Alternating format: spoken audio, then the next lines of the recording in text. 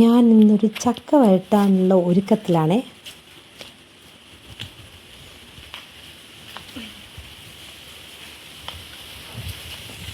വളരെ സമയമെടുത്ത് ചെയ്യേണ്ട ഒരു ജോലിയാണ്. എന്നാലും എപ്പോഴും നമുക്ക് പഴുത്ത ചക്ക കിട്ടത്തില്ലല്ലോ. അപ്പോൾ പഴുത്ത ചക്ക കിട്ടിയപ്പോൾ അങ്ങ് വഴട്ടാമെന്ന് വിചാരിച്ചു. ഞാൻ 2 ചക്കയാണ് എടുത്തത്. 2 എണ്ണമെങ്കിലും എടുത്തെങ്കിൽ മാത്രമേ നമുക്ക് വഴട്ടി വരുമ്പോൾ കുറച്ച് കാണത്തുള്ളൂ. തേൻവരിക്കയാണേ. സാധാരണ നല്ല മധുരം, പക്ഷേ ഈ വർഷം മഴ പെയ്തുകൊണ്ടാവാം കുറച്ച് മധുരക്കുറവുണ്ടായിരുന്നു. എന്നാലും കുഴപ്പമില്ല കേട്ടോ. അങ്ങനെ ചക്കയൊക്കെ വെട്ടി അതിൻ്റെ ചൂടെല്ലാം പറിച്ചെടുത്തു. ഞാനും ചേച്ചിയും അമ്മയും അച്ഛനും കൂടി ഇതൊക്കെ ചെയ്യുന്നത്. ഇതൊക്കെ ഒറ്റയ്ക്ക് ചെയ്യാൻ ഭയങ്കര പാടാണ്. ഞങ്ങളെങ്ങനെയാണ് വെക്കുന്നതെന്ന് പറഞ്ഞാലേ, കുറച്ച് ചക്ക എടുത്തിട്ട് ചക്കയുടെ ചുള എടുത്തിട്ട് മിക്സിയിൽ നന്നായിട്ട് അടിച്ചെടുത്തു. എന്നിട്ട് കുറച്ച് ചക്കച്ചുള ഞങ്ങൾ ചെറുതായി അരിഞ്ഞു വെച്ചു. പിന്നെ ശർക്കരയെല്ലാം ഉരുക്കി വെച്ചു. പിന്നെ നല്ല അടിക്കട്ടിയുള്ള ഉരുളി നോക്കി നന്നായിട്ട് കഴുകി വെച്ചു. പിന്നെ വിറകടുപ്പിൽ തന്നെ വെക്കാമെന്ന് വിചാരിച്ചു, കാരണം ഉരുളിയല്ലേ വെക്കുന്നത്.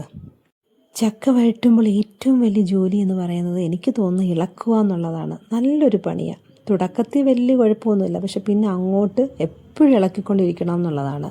പിന്നെ നല്ല തീയിലൊക്കെ ആണെന്നുണ്ടെങ്കിൽ നല്ലതായിട്ട് ഇളക്കിക്കൊണ്ടിരിക്കുക എന്നുള്ളതാണ്. അപ്പോൾ അതൊരു വലിയ ജോലിയായിട്ട് എനിക്ക് തോന്നി. അങ്ങനെ അടുപ്പെല്ലാം കത്തിച്ചു, ഉരുളിയെല്ലാം വെച്ചു. ഉരുളി ചൂടായി കഴിഞ്ഞപ്പോഴത്തേന് നെയ്യെല്ലാം ഒഴിച്ചു കഴിഞ്ഞപ്പോഴത്തേന് നമ്മുടെ ശർക്കര ഉണ്ടല്ലോ ഉരുക്കി വെച്ചേക്കുന്നത് അതൊഴിച്ചപ്പോൾ ഒന്ന് അരിച്ചിട്ടാണ് ഒഴിച്ചത്. എന്തെങ്കിലും അഴുക്കൊക്കെ ഉണ്ടെങ്കിലേ നമുക്കറിയാൻ പറ്റുമല്ലോ.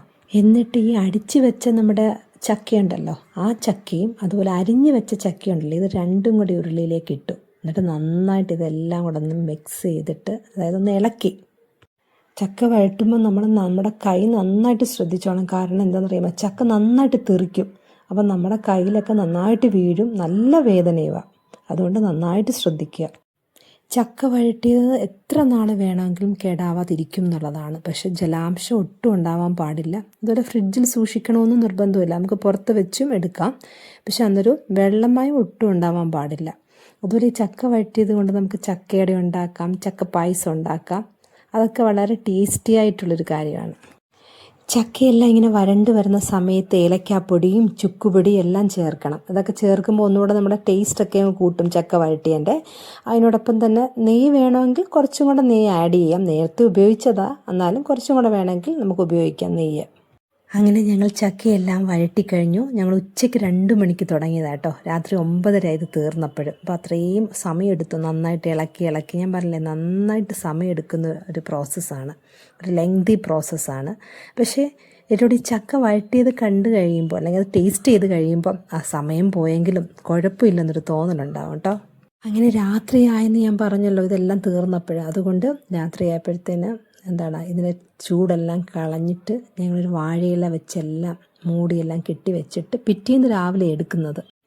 ചക്കയെല്ലാം വഴറ്റി കഴിയുമ്പോഴുണ്ടല്ലോ, ചക്ക ഉരുളിക്കകത്തിരിക്കുന്നത് കാണാൻ തന്നെ ഒരു ഭംഗിയാണെന്നുള്ളതാണ്. അതിൻ്റെ ഒരു കളറും കൂടെ ആകുമ്പോൾ അടിപൊളി എന്നുള്ളതാണ്. പിന്നെ അതിൻ്റെ രുചിയെപ്പറ്റി ഞാൻ പറയേണ്ടതില്ലല്ലോ. അപ്പം നമുക്ക് അടുത്ത വീഡിയോയിൽ കാണാം. ബൈ.